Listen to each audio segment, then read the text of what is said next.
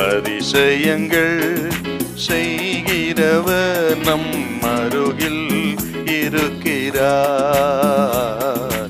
அற்புதங்கள் செய்கிறவர் என்றும் நமக்குள் வசிக்கிறார். லூக்கா சுவிசேஷம் 5ஆம் அதிகாரம் 10-11. சீமோனுக்கு கூட்டாளிகளான செபதேயுவின் குமாரராகிய யாக்கோபும் யோவானும் அந்தப்படியே பிரமித்தார்கள். அப்பொழுது இயேசு சீமோனை நோக்கி, பயப்படாதே, பயப்படாதே, இது முதல் நீ மனுஷரை பிடிக்கிறவனாய் இருப்பாய், இது முதல் நீ மனுஷரை பிடிக்கிறவனாய் இருப்பாய் என்றார்.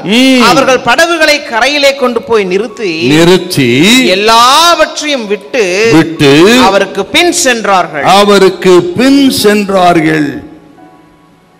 முழுதும் பிரயாசப்பட்டும் ஒன்னும் அகப்படல. சாமி, ஆழத்தை தள்ளி கொண்டு போய் போடுப்பா. வேலைய போட்டா ஒன்னில்லாத இடத்துல, வெறுமையான இடத்துல 2 படகு அமிழ்ந்து போகத்தக்கத திரளான மீனுங்க கொடுத்துட்டாரா. என்ன சந்தோஷம்! அதை வச்ச உடனே 1000 கற்பனை. இதை வைத்து என்ன செய்யலாம், அதை செய்வேன், இதை செய்வேன் அப்படின்னு அந்த சந்தோஷத்தோட கரையில் இறங்கி வந்தா, அதெல்லாம் விட்டுட்டு நீ என்ன பின்பற்றி வாப்பா. எதை விட்டுட்டு? உன் கற்பனை இதை வைத்து அதை வைத்து அதெல்லாம் செய்வேன்னு அதை விட்டுட்டு என்ன பின்பற்றி வா. அதை அப்படியே விட்டு ஆண்டவரை பின்பற்ற துணிந்து வந்தவன் தான் சீமோன் பேதுரு, யோவான், யாக்கோபு. அவர்களை கொண்டு தான் உலகத்தை தலைகீழாய் புரட்டி போட்டார் கர்த்தர். பாத்தீங்களா? ஆண்டவரே, இப்போத்தானே நான் எல்லாத்தையும் சம்பாத்தியம் பண்ணி இவ்வளோ நாள் கஷ்டப்பட்டு இருந்தேன். நான் இப்போதான் கொஞ்சம் நான் பார்த்துருக்கிறேன், இதை விட்டுட்டு வரணுமா? ஆனா பேதுரு அப்படி சொல்லல. அவர்களை விட்டு பின் சென்றார்கள். ஒண்ணு இல்லாத வந்துடலாம் சார். நம்ம ஒண்ணு இல்லாம வெறுமையா இருக்கும்போது வானா வந்துடலாம்.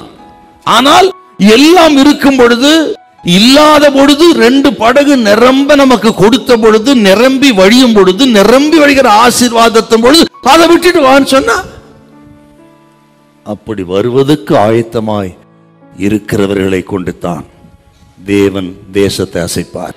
கர்த்தர் சொல்றாரு, கர்த்தர் கேட்கறத கொடுக்க நீங்க ஆயத்தமா இருக்கணும். பெற்றோரே உங்க பிள்ளைகளை கர்த்தருக்காக அர்ப்பணிக்க நீங்க ஆயத்தமா இருக்கணும்.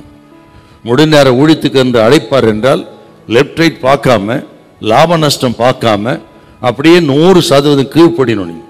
அப்படி எதை கேட்டாலும் கொடுப்பதற்கு ஆவிக்குரிய காரணம் எதுவா இருக்கட்டும், உங்களுக்கு தெரியும் கர்த்தர் இதை கேட்கிறார், எதை கேட்பார்.